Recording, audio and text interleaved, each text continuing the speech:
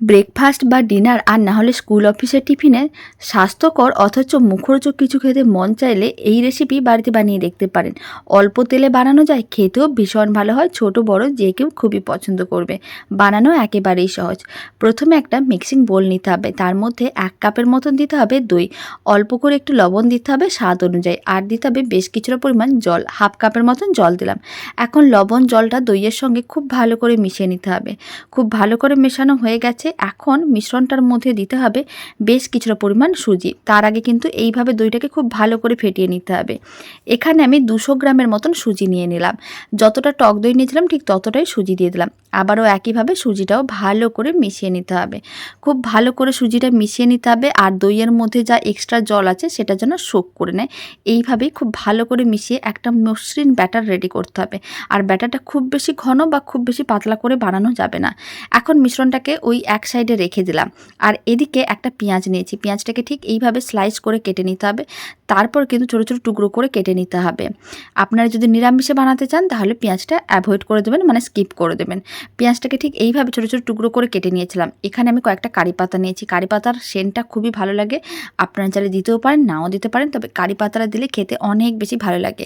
কারি পাতা না থাকলে ধনে পাতাও দিতে পারেন। ছোটো ছোটো টুকরো করে কেটে এইভাবে দিয়ে দিতে হবে। এখন ব্যাটারটির মধ্যে আমি কুচনো পেঁয়াজ আর কুচনো কারি পাতাগুলো দিয়ে দিলাম। আর দিয়ে দিচ্ছি আমি গোটা জিরে। গোটা জিরে দিলে খেতে অনেক বেশি ভালো লাগে। আর আমি দিয়ে দিচ্ছি সামান্য পরিমাণ লঙ্কার গুঁড়ো। এবার সমস্ত কিছু একসঙ্গে খুব ভালো করে মিশিয়ে নিতে হবে। অল্প করে একটু বেকিং পাউডার দিলাম 1/2 চামচের মতন। এতে অনেক বেশি ফ্লাফি হবে, মানে একটু ফুলে ফুলে থাকবে, দেখতে বেশ ভালো লাগবে। খুব ভালো করে সমস্ত কিছু মেশানো হয়ে গেছে। আবারও অল্প করে একটু জল দিয়ে ভালো করে মিশিয়ে নিলাম, কারণ মিশ্রণটা অনেক বেশি ঘন মনে হচ্ছিল। এরকমই মিডিয়াম ঘনত্বের ব্যাটারটা রেডি করতে হবে। ব্যাটার একেবারেই রেডি। এবার বানিয়ে নেব।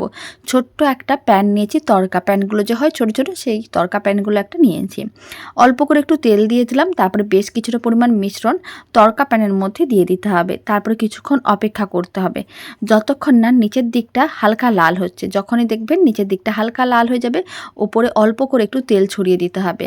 আর ঠিক এইভাবে একটা চামচ বা হাতার সাহায্যে উল্টে নিতে হবে। উল্টে পাল্টে দুদিকই এইভাবে লাল লাল করে ভেজে নিতে হবে। এতে দেখতে যেমন ভালো লাগবে, খেতেও বেশ ভালো লাগবে। দুদিকই আপনারা দেখুন উল্টে পাল্টে বেশ লাল লাল করে ভেজে নিয়েছিলাম। রেডি হয়ে গেছে। এবার তুলে একটা প্লেটের মধ্যে রেখে দিচ্ছি। আর বাকি যে ব্যাটারটা আছে সেই ব্যাটার দিয়ে একইভাবে সমস্তগুলো রেডি করতে হবে।